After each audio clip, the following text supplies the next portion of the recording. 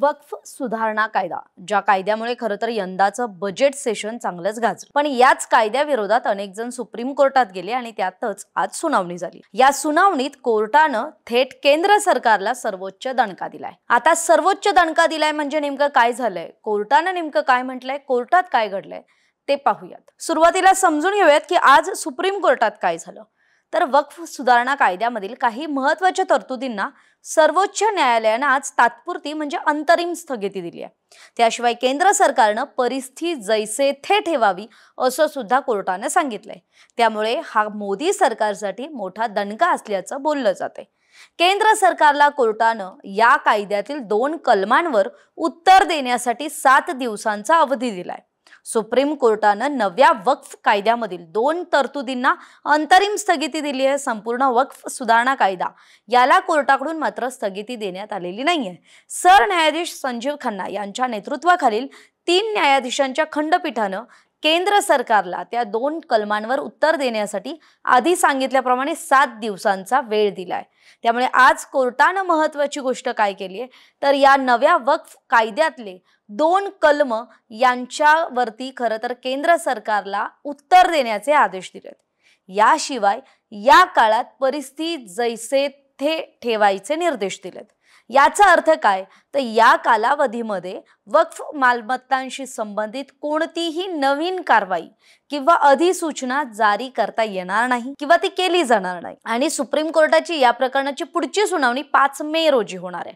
आता वक्फ सुधारणा कायद्यातील कोणत्या 2 कलमांना सुप्रीम कोर्टाने अंतरिम स्थगिती दिली आहे ते पाहूयात।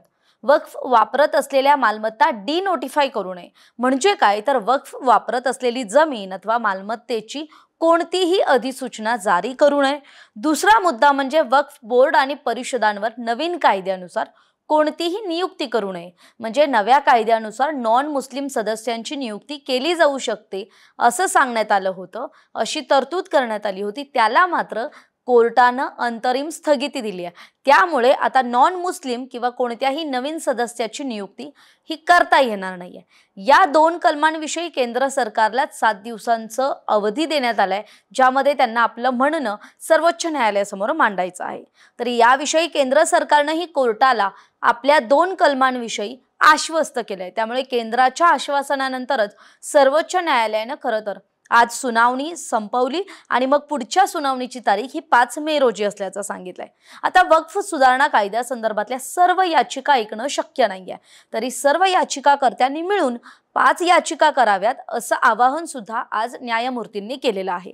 आता याच विषयी खरं तर पहिल्या दिवशी जी सुनावणी झाली होती त्यामध्ये ज्येष्ठ वकील कपिल सिब्बल यांनी वक्फ कायद्याविरुद्ध त्यांचे अनेक युक्तिवाद सादर केले होते। वक्फ बोर्डात गैर मुस्लिम लोकांना समाविष्ट करण्याचे प्रयत्न सुरू असल्याचं सांगत त्यांनी त्यावर नाराजीही बोलून दाखवली होती। याशिवाय त्यांनी असं म्हटलं होतं की आपण आपला वारसा कोणाला द्यायचा आणि तो कसा जपायचा हे राज्य कसं काय ठरवेल। सुनावणी दरम्यान सर्वोच्च न्यायालयानं दोन्ही पक्षांसमोर अनेक वेळा प्रश्नही उपस्थित केले। आता वक्फ कायद्याबाबत नेमका आक्षेप काय, तर या कायद्याचा विरोध करण्याचं सर्वात मोठं कारण म्हणजे मुस्लिम संघटनांना असं वाटतं की या नवीन कायद्यामुळे सरकारी हस्तक्षेप वाढेल। मुस्लिम समुदायातील काही लोकांचा असाही समज आहे की आता सरकार ठरवेल की कोणती मालमत्ता वक्फ आहे आणि कोणती नाही। याशिवाय सरकारनं आणलेल्या कायद्याच्या कलम 40 मध्ये असं म्हटलंय की कोणतीही जमीन वक्फ म्हणून मानावी की नाही हे वक्फ बोर्ड ठरवेल। आता इथे वाद असा आहे की हा निर्णय घेण्याचा अधिकार कोणत्याही वक्फ ट्रिब्युनलकडे नसून तो जिल्हाधिकाऱ्यांकडे असेल। त्यामुळे या सगळ्या मुद्द्यांवरून खरं तर मुस्लिम संघटनांचा या नव्या कायद्याला विरोध आहे आणि त्यांनी सुप्रीम कोर्टात धाव घेतलेली आहे। तरी आता सर्वोच्च न्यायालयाने जेव्हा आज अंतरिम स्थगिती दिली त्यावरती असदुद्दीन ओवैसी यांची प्रतिक्रिया आलेली आहे। ते नेमकं काय म्हणाले तेही समजून घेऊयात। आम्ही नव्या वक्फ सुधारणा कायद्याला बेकायदा मानतो। या कायद्यातील कलम 14, 15, 25, 26, 29 या कलमांचं या कायद्यात उल्लंघन करण्यात आलंय, हे आम्ही पहिल्यापासूनच सांगत आहोत आणि आज पुन्हा एकदा तुमच्यासमोर तेच सांगतोय। कोर्टानं आजच्या सुनावणीत सांगितलंय की केंद्रीय वक्फ परिषद आणि राज्य वक्फ परिषद हे गठीत करता येणार नाही, तसंच वक्फ बाय युजरला हटवलं जाऊ शकत नाही। जेपीसीतील चर्चा दरम्यान, जेपीसी म्हणजे जॉईंट पार्लमेंटरी कमिटी, ज्यामध्ये सर्वपक्षीय नेते उपस्थित असतात, सर्वपक्षीय खासदारांची ती कमिटी असते, त्यामध्ये सुद्धा ओवैसींनी असं म्हटलंय की मी सरकारद्वारे करण्यात येणाऱ्या सर्व सुधारणांना विरोध करताना एक अहवाल सादर केला होता. तसंच या विधेयकावर चर्चेदरम्यान मी विधेयकाला असंवैधानिक असल्याचं सांगितलं होतं.